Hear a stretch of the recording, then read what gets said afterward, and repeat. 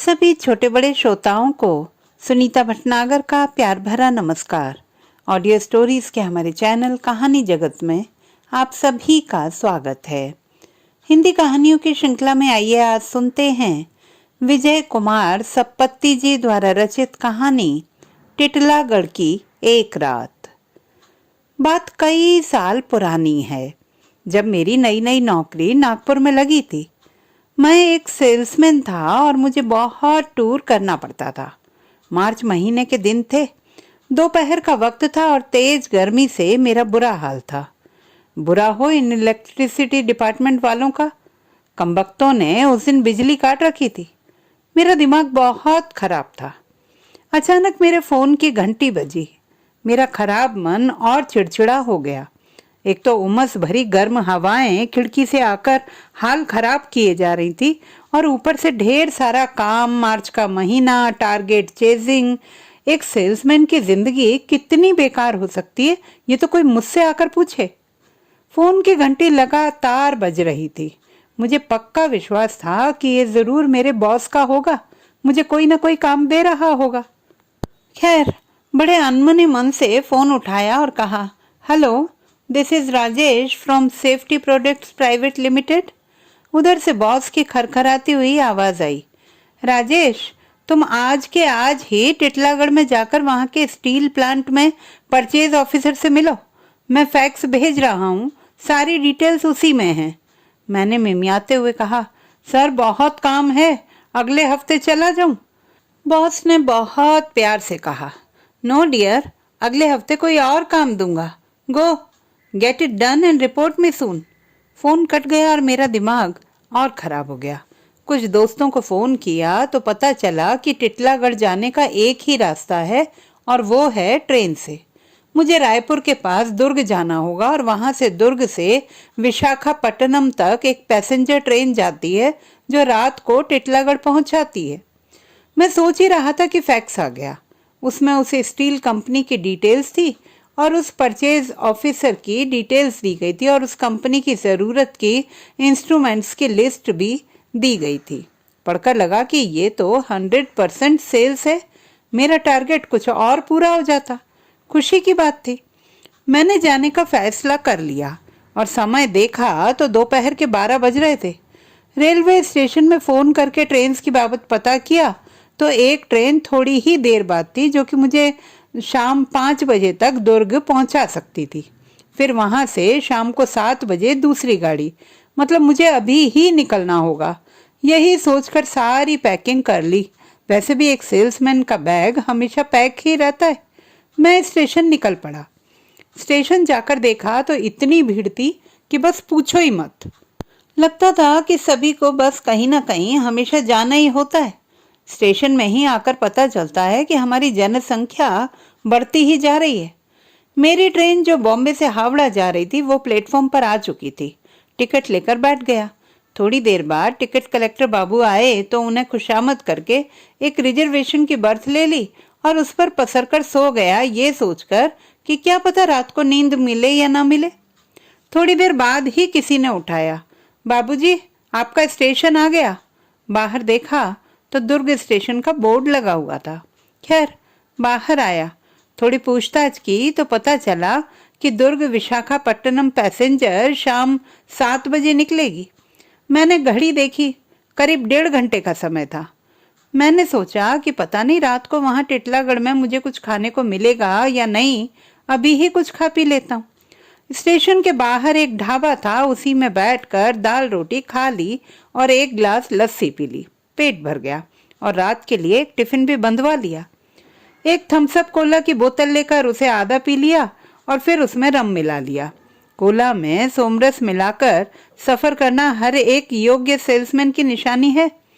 ये cocktail salesman के पास हमेशा रहती है। अब मैं अगली यात्रा के लिए तैयार था। टिटलागढ़ की टिकट लेकर प्लेटफॉर्म पर आकर बैठा। ट्रेन को आने में समय था। सोचा एक किताब खरीद लूं। वहां बुक स्टॉल में देखा तो नई वाली मनोहर कहानियां थी और ब्रोम स्टोकर की ड्रैकुला थी। दोनों ले ली। उस वक्त में ये दोनों ही किताबें बड़ी चलती थी। ड्रैकुला मैंने पढ़ा नहीं था, यारों ने बड़ी तारीफ की थी, इसलिए मैंने खरीद लिया इसे। और हम सेल्समैन के लिए मनोहर कहानियां बहुत बड़ा टाइम पास हुआ करती थी उन दिनों। खैर, थोड़ी देर में हर स्टेशन की तरह इस स्टेशन पर भी लोगों का सैलाब आ गया। चारों तरफ खाने पीने के ठेले और लोगों की भीड़। फिर धीमे धीमे चलती हुई ये पैसेंजर ट्रेन आई। ट्रेन के आते ही लोग टूट पड़े। जिसको जहां जगह मिली वहां सवार हो गया। मैं भी एक डिब्बे में घुस पड़ा और एक खिड़की की सीट हथिया ली। पूरी ट्रेन लोगों, मुर्गियों, बकरियों, खाने पीने की चीजों और अलग अलग आवाजों से भर गई। भारत की रेलगाड़ियां और उनका सफर कुछ ऐसा ही होता है। खैर, ट्रेन शुरू हुई और हर जगह रुकती हुई अपने मुकाम पर चल पड़ी। मैंने अपनी थम्सअप की बोतल से धीरे धीरे कोला प्लस सोमरस की चुस्कियां लेनी शुरू की और मनोहर कहानियों को पढ़ने के लिए निकाल लिया। ये भूत प्रेत कथा विशेषांक था। मुझे इस तरह की कहानियां और फिल्में बड़ी पसंद आती थी। कुछ कहानियां पढ़ने के बाद देखा तो रात हो चली थी। ट्रेन पता नहीं कहाँ कहाँ रुकी थी। बहुत से मुसाफिर ऊँघ रहे थे, कुछ सो ही गए थे, कुछ बातों में मशगूल थे। मैंने घड़ी देखी, रात के करीब 10 बज रहे थे। मैंने बैग में से अपना टिफिन निकाला और खाना शुरू किया। ये टिफिन मैंने दुर्ग में ढाबे से बंधवा लिया था। खाने के बाद फिर धीरे धीरे चुस्की लेते हुए मैंने अब ड्रैकुला किताब पढ़नी शुरू की। ये एक जबरदस्त नॉवेल था। बहुत देर तक पढ़ने के बाद मैंने देखा कि घड़ी रात के 1:30 बजा रही थी। मेरा स्टेशन अब आने ही वाला था। आसपास के मुसाफिरों से पूछा तो पता चला कि ट्रेन थोड़ी लेट है और करीब 2 बजे तक पहुंचेगी। मैंने अब अपना बैग बंद किया और इंतजार करने लगा उस स्टेशन का जहां मैं पहली बार जा रहा था और नाम से ही ये कुछ अजीब सा एहसास दे रहा था, टिटलागढ़। भला ये भी कोई नाम हुआ? खैर, अपने देश में तो ऐसे ही नाम मिलेंगे, गांवों के और शहरों के। करीब 2:15 पर मेरा स्टेशन आया। मैं उतरा और चारों तरफ देखा। एक अजीब सा सन्नाटा पसरा था। कुछ लोग मेरे साथ उतरे और बाहर की ओर चल दिए। मैंने सोचा अब किसी होटल में जाकर रात काट लेता हूँ और सुबह स्टील प्लांट में जाकर काम पूरा कर लूंगा। स्टेशन में एक टीटी दिखा तो उससे पूछा कि यहाँ कोई होटल है आसपास। उसने हंसते हुए कहा, साहब ये छोटी सी जगह है, यहाँ कौन सा होटल मिलेगा। आप तो यहीं वेटिंग रूम में रात गुजार लो और कल जहाँ जाना हो चले जाना। मैंने सोचा वेटिंग रूम में रात गुजारने से बेहतर है कि मैं एक कोशिश ही कर लूँ होटल ढूंढने की। रात भर नींद आ जाए तो दूसरे दिन का काम कुछ बेहतर होता है। मैं स्टेशन के बाहर पहुंचा, देखा तो मरघट जैसा सन्नाटा छाया था। दिन का गर्मी का मौसम अब कुछ सर्द लग रहा था। कुछ तेज हवा भी रह रह कर बह जाती थी। कहीं कोई नहीं दिख रहा था। उस नीम अंधेरे में एक छोटा सा लाइट था लैंप पोस्ट का, जो एक बीमार सी पीली रोशनी बिखेर रहा था। मैंने कुछ दूर देखने की कोशिश की। थोड़ी दूर पर मुझे अचानक एक तांगे वाला नजर आया। मैं दौड़कर उसके पास पहुंचा तो वो एक बहुत पुराना तांगा था। एक मरियल सा घोड़ा बंधा हुआ था उसके साथ, जो कि हिल भी नहीं रहा था। और तांगे वाला पूरी तरह से एक कंबल में बंद होकर मूर्ति की तरह बैठा हुआ था। मुझे इस पूरे माहौल में काउंट ड्रैकुला की याद आई। उसने भी कहानी की नायिका को लेने के लिए कुछ ऐसा ही तांगा भेजा था। एक सिहरन सी दौड़ गई मेरी रीढ़ की हड्डी में। मैंने जोर लगाकर उस तांगे वाले से पूछा, भैया अगर आसपास कोई होटल हो तो मुझे पहुंचा दोगे क्या? तांगे वाले ने अपने चेहरे से कंबल हटाया। वो एक अजीब सा चेहरा था। या चेहरा सफेद सा था या उसकी दाढ़ी थी, पता नहीं, पर मैं असहज हो उठा उसे देखकर। मुझे एक अजीब सी गंध आने लगी। मुझे समझ नहीं आ रहा था कि वो गंध कहाँ की है, पर वो गंध कुछ जानी पहचानी सी गंध थी। उसने एक धीमी सी आवाज में कहा, यहाँ कोई होटल अभी नहीं मिलेगा बाबूजी। आज तो आप वेटिंग रूम में ही आराम कर लो। कल आप यहीं तैयार हो जाना, मैं आपको स्टील प्लांट छोड़ दूंगा। मैं एकदम चकित होकर पूछ बैठा, तुम्हें कैसे मालूम कि मैं प्लांट जाऊंगा? उसने अजीब सी हंसी हंसते हुए कहा, यहाँ सब प्लांट जाने के लिए ही आते हैं बाबूजी। उसकी हंसी मुझे उस रात के वक्त उस बियाबान जगह में बहुत भयानक सी लगी। मैंने कहा, ठीक है, मैं यहीं रुकता हूँ। मेरी बात सुनकर उसकी आंखों में एक चमक सी उभरी। मेरे दिमाग में फिर काउंट ड्रैकुला फ्लैश कर गया। मैं पलटकर स्टेशन की तरफ चल पड़ा। मैंने अपने डरते हुए मन को समझाया, यार राजेश, ये सब यहाँ का माहौल और तेरी किताबों का असर है, शांत रहे। मैं कई बरसों से सेल्समैन की हैसियत से सफर करता आ रहा हूँ, लेकिन उस रात का असर कुछ अलग ही था। मैंने स्टेशन के भीतर घुसते हुए पीछे पलटकर देखा तो वो तांगे वाला अब नहीं था। कमाल है, मुझे उसके जाने की तो कोई आवाज सुनाई ही नहीं दी, ना ही घोड़े की टाप और ना ही कोई और आवाज। पता नहीं, मैंने सोचा कि लगता है कोला और सोमरस की चुस्की कुछ ज्यादा ही हो गई है शायद। मैंने धीरे धीरे पूरे स्टेशन पर गौर किया। पूरा का पूरा स्टेशन ही सुनसान पड़ा था। प्लेटफॉर्म के अंतिम छोर पर एक छोटे से कमरे के आगे लिखा था वेटिंग रूम। मैं उसी में घुस पड़ा। देखा तो एक छोटा सा गंदा सा कमरा था। एक पीला बल्ब जल रहा था। एक बेंच थी, उस पर एक बूढ़ा बैठा था। उसके सामने नीचे में एक बुढ़िया बैठी थी और साथ में 2 जवान बच्चे थे। मुझे आया देखकर सब ने मेरी तरफ देखा। फिर नीचे बैठे बूढ़ी और उन दोनों बच्चों ने उस बूढ़े की ओर देखा। उस बूढ़े ने उनसे धीमी आवाज में कुछ कहा और फिर मुझे पुकारा, आओ बाबूजी, आइए यहाँ बैठिए। मैं बहुत अच्छा सा महसूस नहीं कर रहा था। कुछ अजीब सी बात थी जो मुझे उस वक्त डिस्टर्ब कर रही थी, लेकिन क्या ये समझ में नहीं आ रहा था। मैंने सोचा, बस राजेश यार, कुछ घंटों की बात है, यहाँ इस वेटिंग रूम में गुजार कर कल अपना काम खत्म करके वापस चलते हैं। मैं उस बूढ़े की ओर बढ़ा और बेंच पर बैठ गया। मुझे फिर से वही अजीब सी गंध आने लगी। मैंने याद करने की कोशिश की कि वो गंध कहाँ की है, पर कुछ याद ही नहीं आया। मैंने उन चारों की ओर देखा। चारों कंबल से अपने आप को ओढ़े हुए थे। किसी का भी चेहरा उस कम रोशनी में दिख नहीं रहा था। माहौल में अचानक ठंड आ गई थी। मैं सोच भी रहा था कि मार्च महीने में ठंड। मैंने उस बूढ़े से पूछा, यहाँ का मौसम कुछ अजीब है, मार्च में ठंड लग रही है। बूढ़े ने खरखराती हुई आवाज में कहा, बाबूजी, ये जगह चारों तरफ से पहाड़ियों से घिरी हुई है, इसलिए ये ठंड महसूस होती है। आप कहाँ से आ रहे हो? मैंने कहा, मैं नागपुर से आ रहा हूँ। बूढ़ा चुप हो गया। बूढ़े ने थोड़ी देर बाद पूछा, स्टील प्लांट के लिए आए हो? मैं चौंक गया। उसकी तरफ देखा तो पहली बार उसका चेहरा देख सका। एक बूढ़ा आदमी, बहुत सी झुर्रियां, एक अजीब सा सफेदी का रंग चेहरे पर। मैंने थोड़ी सावधानी से कहा, आपको कैसे मालूम कि मैं यहाँ किस लिए आया हूँ?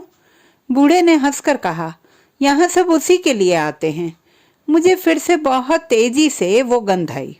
मुझे लगा कि मैं बेहोश हो जाऊंगा।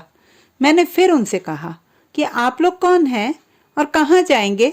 ये सुनकर चारों ने एक साथ मुझे देखा। उन चारों की आंखों में एक चमक आई। मैं सकपका बैठा। यही चमक मुझे उस तांगे वाले की आंखों में भी दिखी थी। बूढ़े ने कहा, हम तो यहीं के हैं बेटा, हम कहाँ जाएंगे? मैं असहज हो रहा था। मैंने अपने बैग से बचा हुआ कोला पी लिया। सिगरेट का एक पैकेट निकाल कर बाहर आने की कोशिश की। लगा नींद आ रही है। फिर मैंने उस बूढ़े से पूछा, आपके पास माचिस है? ये सुनकर चारों एकदम से डर से गए। बूढ़े ने तुरंत कहा, नहीं नहीं, हम माचिस नहीं रखते। मैं वेटिंग रूम के बाहर आ गया। अब कोई गंध नहीं आ रही थी। मैंने एक फैसला किया कि मैं बाहर ही रुकूंगा। मैंने घड़ी देखी, करीब 3:30 बज रहे थे। मैंने अपने आप को समझाया कि बस यार, कुछ देर और। मैंने बैग में टटोला तो एक पुरानी माचिस मिल गई। मैंने सिगरेट सुलगाया और पीछे मुड़कर देखा तो ठगा सा रह गया। चारों मेरे पीछे ही खड़े थे और मुझे ही देख रहे थे। मैं सकपका गया और फिर से सिगरेट पीने लगा। फिर मैंने मुड़कर देखा तो वो चारों वेटिंग रूम के दरवाजे पर खड़े होकर मुझे देख रहे थे। मेरी सिगरेट खत्म हो चली थी। मैं धीरे धीरे चलने लगा। फिर मैंने दूसरी सिगरेट सुलगाई और फिर देखा तो उन चारों की आंखों में एक अजीब सी चमक आ गई थी। मुझे कुछ समझ नहीं आ रहा था। नींद के भी झोंके आ रहे थे। मेरी आंखें भी रह रह कर मुंद जाती थीं। अचानक किसी ने मेरी बाह पकड़कर खींचा और चिल्लाया, मरना है क्या? मैंने देखा तो एक ट्रेन आ रही थी और मैं प्लेटफॉर्म के किनारे में था। अचानक ही ऐसा लगा कि बूढ़ा मेरे पास खड़ा है और मुझे धक्का देना चाहता है। मैंने घबरा कर देखा तो स्टेशन मास्टर था। उसने कहा कि बेंच पर जाकर सो जाओ। मैंने वही फैसला किया। स्टेशन पर एक बेंच थी, उस पर जाकर लेटा और सोने की कोशिश करने लगा। अब मुझे डर भी लग रहा था। अचानक करवट बदली तो देखा कि वही बूढ़ा पास में खड़ा था। मैं उठकर बैठ गया। मैंने कहा, क्या बात है, क्या चाहते हो? मुझे लगने लगा कि वो चोरों की टोली है जो मेरा बैग छीनना चाहते हैं। उस बूढ़े ने कहा, यहाँ मत सो बेटा, वहाँ वेटिंग रूम में सो जाओ। मैंने कहा, मैं यहीं सो जाऊंगा और अगर तुम यहाँ से नहीं गए तो मैं स्टेशन मास्टर के पास तुम्हारी शिकायत करूंगा। ये सुनकर वो मुस्कुराया। उसकी मुस्कुराहट ने मेरी रीढ़ की हड्डी में कपकपी पहुंचा दी थी। वो एक सर्द मुस्कुराहट थी। मुझे वो गंध फिर से आने लगी। अब वो चला गया। उसके जाते ही मैं गहरी नींद में चला गया। कुछ देर बाद किसी गाड़ी की आवाज ने मुझे उठा दिया। देखा तो सुबह हो चुकी थी। रात के बारे में सोचा तो हंसी आ गई। मैंने अपने आप से कहा कि मैं खामख्वाह डर रहा था। मुझ पर लगता था कि किताबों का असर ही हो गया था। मैंने समय देखा, सुबह के 7 बज रहे थे। सोचा कि यहीं वेटिंग रूम में तैयार हो जाता हूँ और फिर स्टील प्लांट जाकर शाम को गाड़ी से वापस चले जाऊंगा। एक दिन के होटल के पैसे भी बच जाएंगे और इस भूतहा जगह से पीछा भी छूट जाएगा। वापस वेटिंग रूम में गया, देखा तो बहुत से लोगों से भरी हुई थी। कुछ अच्छा लगा पहली बार इतनी भीड़ को देखकर। उस बूढ़े को ढूंढने की, देखने की इच्छा हुई, लेकिन वो वहां नहीं था। मैं तैयार हुआ, बाहर निकला। सोचा चाय और नाश्ता करके सीधा प्लांट चला जाऊंगा। चाय की दुकान पर जाकर चाय वाले से चाय के लिए कहा। इतने में पीछे से आवाज आई, हमें चाय नहीं पिलाओगे बाबूजी? आवाज सुनकर जहन को झटका लगा। मुड़कर देखा तो वही बूढ़ा, बूढ़ी और दोनों बच्चे थे। दिन की रोशनी में भी मुझे एक अजीब सा डर लगने लगा। अचानक वही तेज गंध फिर से आने लगी। गौर से उन सब को देखा। सबके चेहरे थोड़े सफेद से नजर आए। सबकी आंखों में वही चमक जो तांगे वाले की आंख में थी। उस तांगे वाली की याद आई। स्टेशन के उस पार देखा तो उसी लैंप पोस्ट के पास वो खड़ा था और मेरी ओर ही देख रहा था। मैंने फिर गौर से बूढ़े की ओर देखा। मुझे लगा बेचारा बहुत ही गरीब है, कुछ मदद कर देनी ही चाहिए। मैंने पूछा, कुछ पैसे चाहिए बाबा? बूढ़े ने कहा, नहीं, सिर्फ चाय पिला दो। तुम मेरे बेटे की उम्र के हो, इसलिए तुमसे ही मांग रहा हूँ। ये सुनकर मुझे दया आ गई। मैं स्वभाव से ही बड़ा दयालु था। मैंने चाय वाले से कहा, भाई इन चारों को भी चाय पिला दो। चाय वाले ने मुझे गौर से देखा और पूछा, किन चारों को बाबूजी? मैंने पलटकर देखा तो वो चारों फिर गायब थे। मेरा दिमाग फिरने लगा। पहली बार मुझे डर लगा। मैंने चारों तरफ देखा। मुझे पसीना आ रहा था, पता नहीं, लेकिन डर बहुत लग रहा था पहली बार। अचानक देखा तो स्टेशन के गेट से मेरा एक पुराना दोस्त बाहर निकल रहा था। मैंने उसे आवाज दी, उमेश, यहाँ इधर आजा, मैं राजेश हूँ नागपुर से। उसने मुझे देखा और पास आया और पूछा, यहाँ कैसे बे? मैंने कहा, यार स्टील प्लांट में परचेज में मिलने आया हूँ। वो बोला कि मैं भी तो वहीं जा रहा हूँ, चल चल साथ मेरे। मुझे बड़ी राहत मिली। मैंने चारों ओर देखा, कोई नहीं था। ना बुढ़ा और ना ही बूढ़े का परिवार और ना ही वो तांगे वाला। उमेश से बस बिजनेस की ही दोस्ती थी और अक्सर हम एक ही कस्टमर के पास मिलते थे और अपने अपने बिजनेस के लिए लड़ते थे। पर आज बहुत अच्छा लग रहा था। हम दोनों प्लांट गए और अपना अपना काम किया। मुझे ऑर्डर मिल गया और उमेश को भी। हमने सोचा रात की गाड़ी से वापस चले जाते हैं। उसे रायपुर जाना था, मैं भी वहीं से गाड़ी बदल कर नागपुर चला जाऊंगा, ऐसा मैंने सोचा। हम दोनों को ही अपने अपने ऑर्डर मिल गए थे, इसलिए हमने सोचा कि मार्च के आखिरी बिजनेस को सेलिब्रेट कर लें। हम एक छोटे से ढाबे पर जाकर खाने पीने में लग गए। रात के करीब 12 बजे वो ट्रेन थी। हम 11 बजे स्टेशन पहुंचे और अपनी टिकट लेकर इंतजार करने लगे प्लेटफॉर्म पर। अचानक ही थोड़ी देर बाद मुझे वही अजीब सी गंध आने लगी। मैंने पलटकर देखा तो वही बूढ़ा अपने परिवार और उस तांगे वाले के साथ मेरे पीछे खड़ा था। मैंने चुहक कर अपने बगल में देखा तो मेरा दोस्त बैठे बैठे ही सो रहा था। मैंने बूढ़े को देखा, वो अजीब सी हंसी हंसा और मुझसे कहने लगा, जा रहे हो बाबूजी? हमारे साथ थोड़ी देर और समय बिता जाते। मैंने कहा, देखो, तुम्हें अगर कुछ पैसे चाहिए तो बोलो, मैं दे देता हूँ, पर मेरा पीछा छोड़ो। बूढ़े ने कहा, हमें पैसे नहीं, आप चाहिए बाबूजी। आप बड़े अच्छे लगने लगे हो हमें, तुम तो हमारे बेटे की उम्र के हो। कहकर बूढ़ा रोने लगा। मुझे बड़ा अजीब सा महसूस हो रहा था। मैंने बूढ़े को अपने पास बैठने को कहा, उसी बेंच पर जहाँ मेरा दोस्त बैठा था। एक तो उस छोटे से स्टेशन पर ठीक से रोशनी भी नहीं थी। मुझे अच्छा नहीं लग रहा था, लेकिन देखा कि अब चारों और वो तांगे वाला सभी रोने लगे थे। बूढ़े ने मेरा हाथ थामा। बाप रे, कितना ठंडा हाथ था उसका। मुझे एक सिहरन सी दौड़ गई।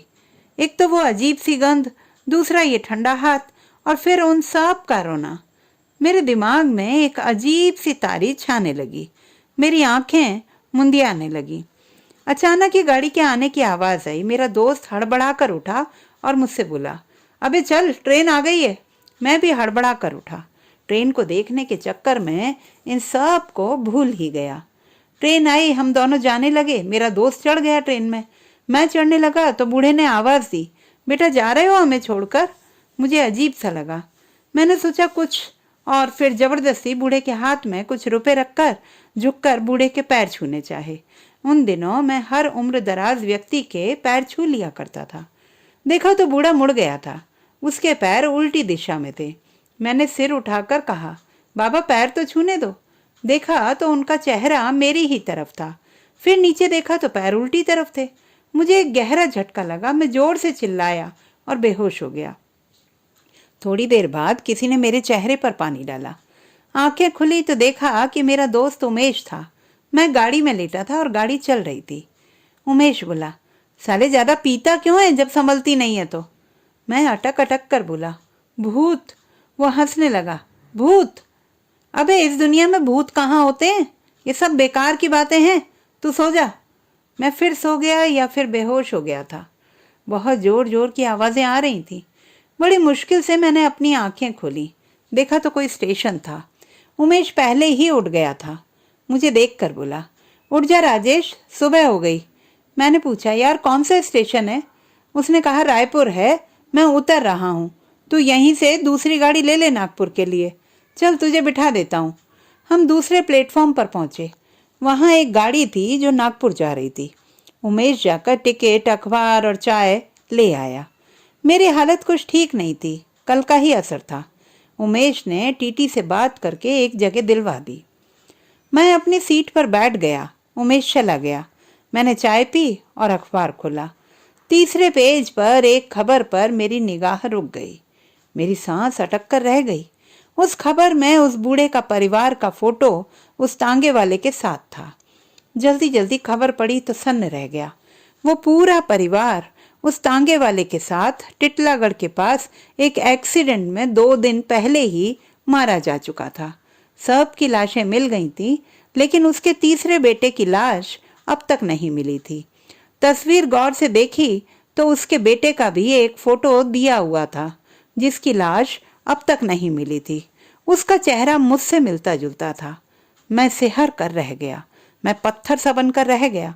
तो क्या मैंने शापित आत्माओं के साथ टिटलागढ़ की रात काटी थी? मुझे अब सब कुछ समझ में आ रहा था। वो तेज गंध शमशान में जल रही लाशों की होती है, जो उस वक्त कल मुझे आ रही थी। वो सफेद चेहरे लाशों के होते हैं। वो चमकीली आंखें भूतों की होती हैं। और भारत में ये कहा जाता है कि भूतों के पैर उल्टी तरफ होते हैं। अब सब कुछ समझ आ रहा था और मैं तेजी से डर के मारे कांप रहा था। ट्रेन तेजी से भाग रही थी और मैं कांप रहा था। मेरी हालत देखकर किसी ने पानी पिलाया। मेरी दिमागी हालत खराब हो गई थी। थोड़ी देर बाद एक भिखारी भीख मांगने आया अपने साथियों के साथ। मैंने यूं ही नजर डाली तो देखा कि वही बूढ़ा अपने परिवार और तांगे वाले के साथ था। मुझे देखकर उसकी आंखें चमक रही थीं और मैं फिर बेहोश हो गया। तो दोस्तों, ये थी हमारी आज की कहानी। आपको कैसी लगी कमेंट बॉक्स में लिखना ना भूलें। चैनल को सब्सक्राइब करें, लाइक करें और मित्रों के साथ शेयर करें।